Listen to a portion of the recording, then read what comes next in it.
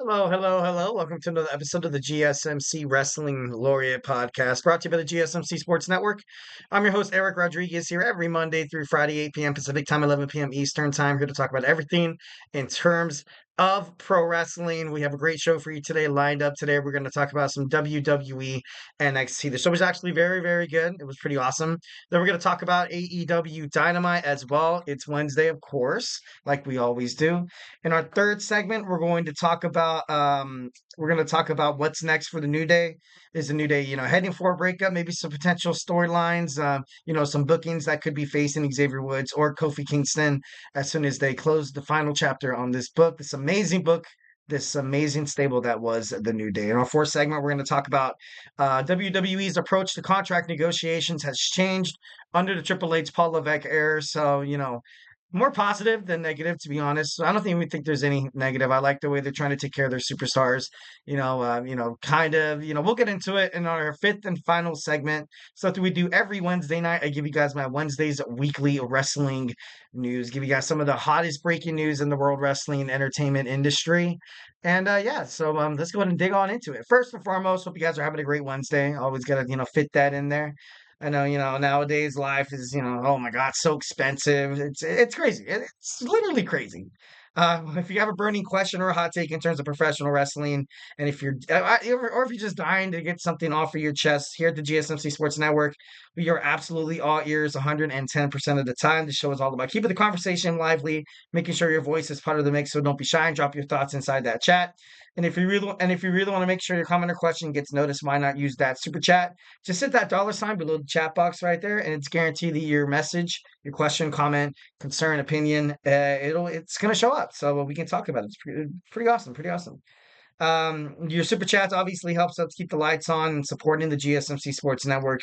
It's our ability for you guys to receive more sports knowledge. Well, in this case, wrestling content on shows on the GSMC Sports Network. We are absolutely super grateful for each and every one of you guys who tune in daily. Your support makes all the difference. So let's keep the conversation going, keep this party going. Send in those super chats, those super stickers, because you guys are super awesome.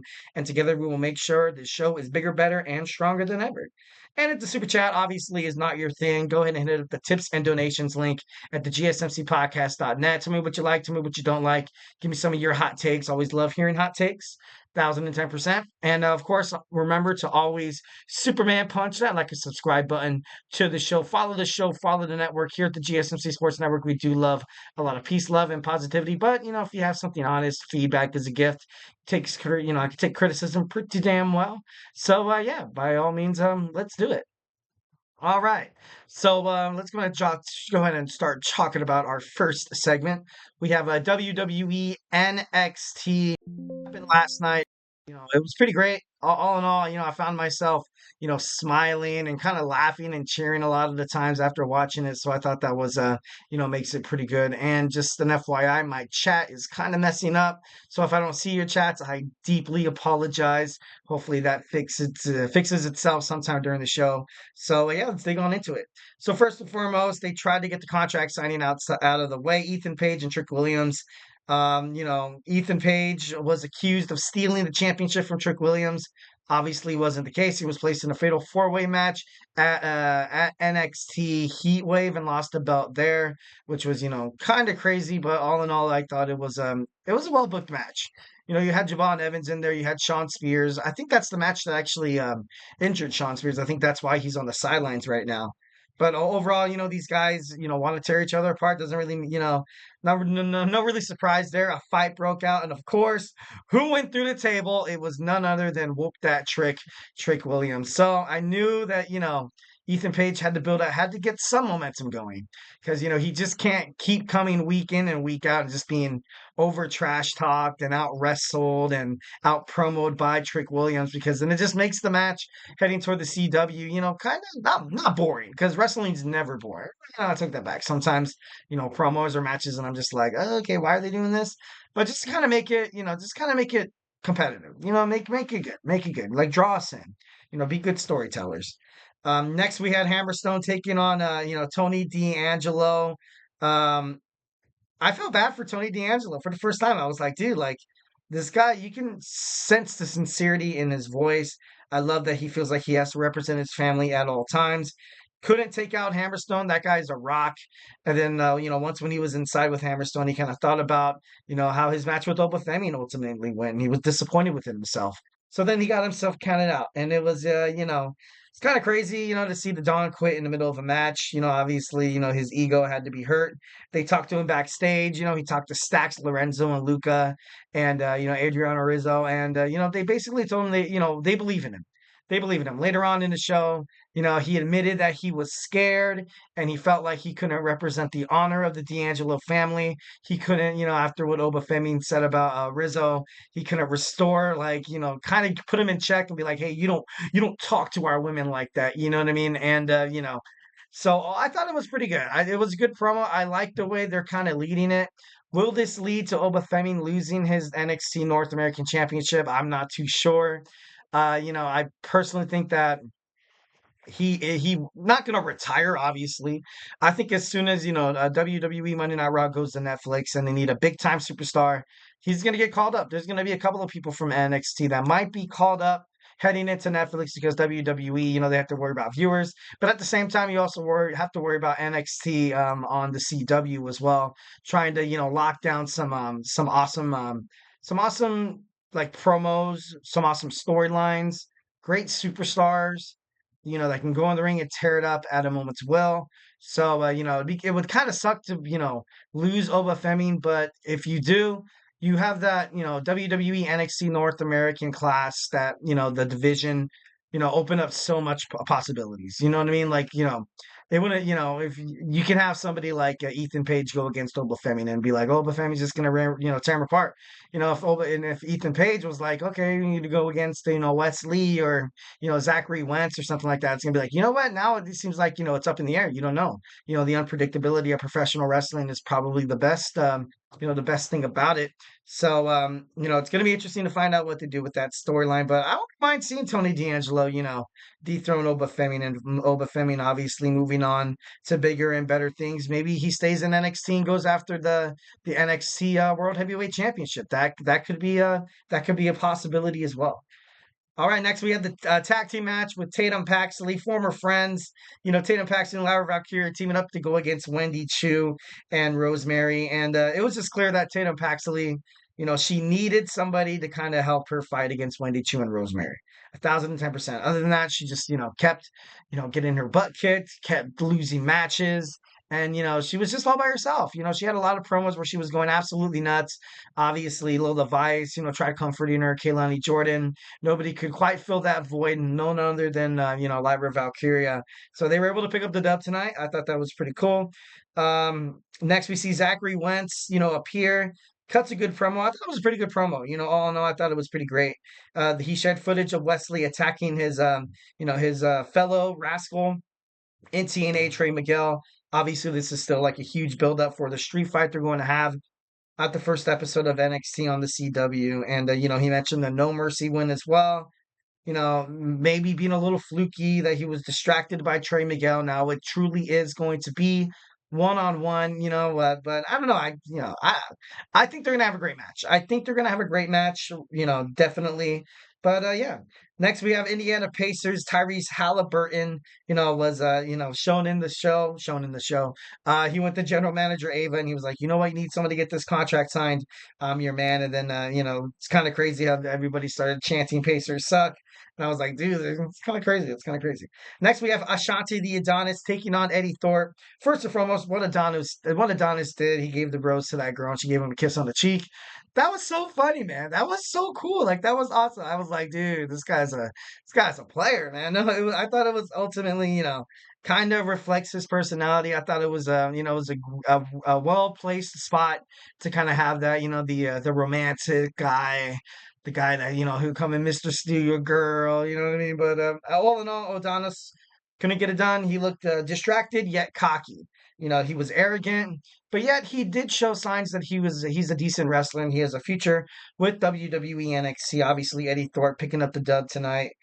Next, we had CM Punk speak. CM Punk speak, and somebody interrupted him. I had, I the last person I thought wasn't really the last person. Roxanne Perez She brought up AJ Lee once again. We were talking about it on the last show, how he was going to make an announcement. I was kind of flirting with the idea that he was going to say, "Well, my wife AJ Lee is coming to WWE NXT, the train and stuff like that," because they have been rumored to be training together.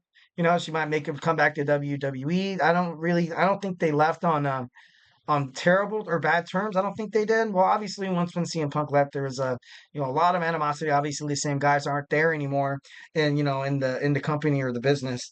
So it could be a possibility. It could be a possibility. So Roxanne Perez said I should have been a Drew McIntyre fan. Oh my God, that was crazy. That was a bombshell. I love that. It was pretty cool. She said she preferred his wife over her, basically saying that you were my hero, but now after what you've become, you're not as successful as I am. You should be looking up to me, kind of thing. So I thought that was actually pretty cool. Julia came out. There was a fight that almost broke out, but CM Punk was the deterrent. He was able to kind of break it up.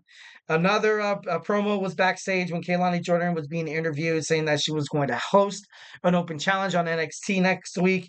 But she didn't have to do that. It didn't have to go that far. You saw Rent Sinclair come right away saying that, hey, Charlie Dempsey from the No Quarter Catch crew says I have to, prove something.